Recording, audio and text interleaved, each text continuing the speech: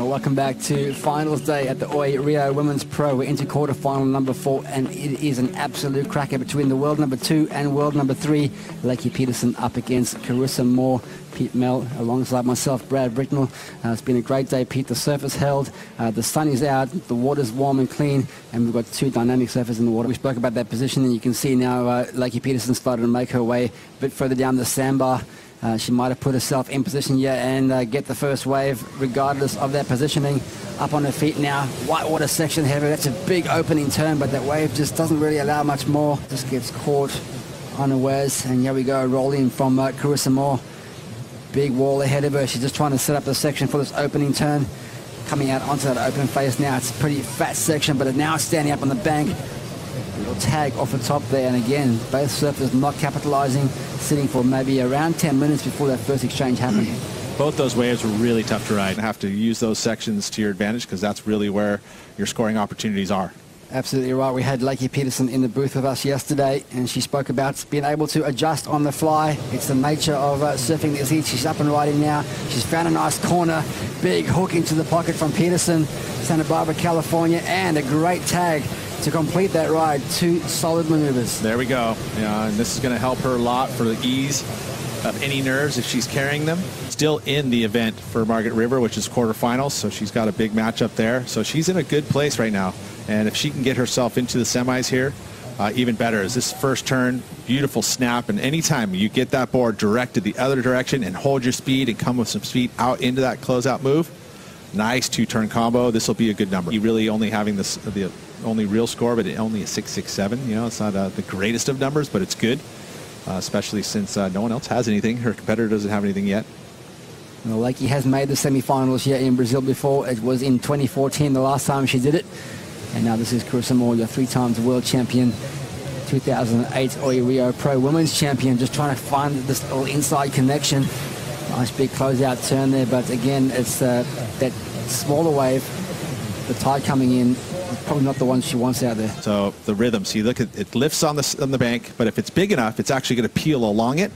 But this one just went into deep water, and so there's no steep face there. You want that wave to grab the bottom, and then it won't grab the bottom until the shore break section. So just one move, and then she's going to grab the ski and get back out. She was hoping that that wave was going to stay along the bank, and at low tide it might have done that. We sure are, and I was hoping the waves are going to come to the party for this heat, but maybe they'll come for the next one. Maybe they've still got 12 minutes remaining. This is Carissa Moore, smaller inside section. She's got a really powerful backhand attack, as you can see illustrated on that wave. A couple of nice turns in quick succession from Carissa Moore, looking for a 5.08 to go into the lead. Considering that she's looking at the clock as a bit of an enemy here, this was much better scoring potential than the wave previous, which ended up being just a 2.6. You know, she definitely carries a lot of speed through these moves, so you can see she's not going to make any mistakes. This is, again, scoring potential-wise, you look at that and you're like, okay, probably if I surf it to its full potential, maybe a 4.5.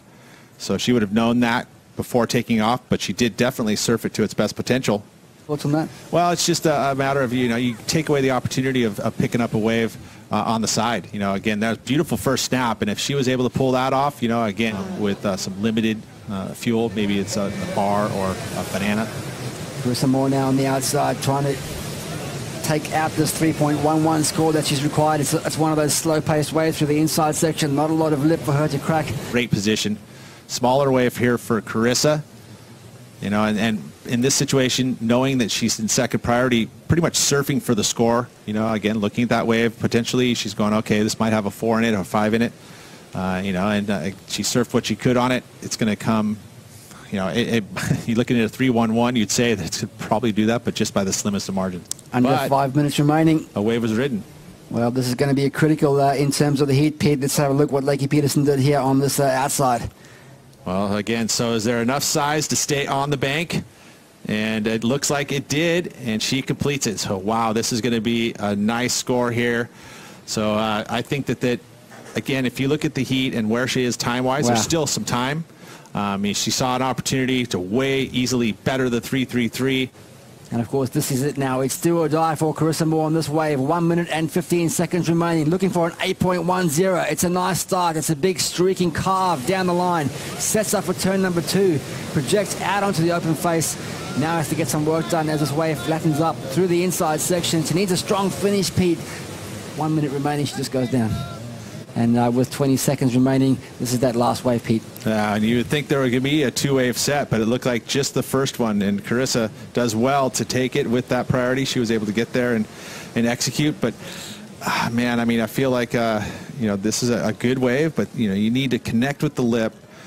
Just carving through the lip like that, just not difficult enough to get the judges excited. It was a 5.0, the last of Carissa Moore. It was her best wave of the heat, but it wasn't quite the 8.10 she required to book herself a place in the semi-final. That belongs to Lakey Peterson. You can see how much it means to her.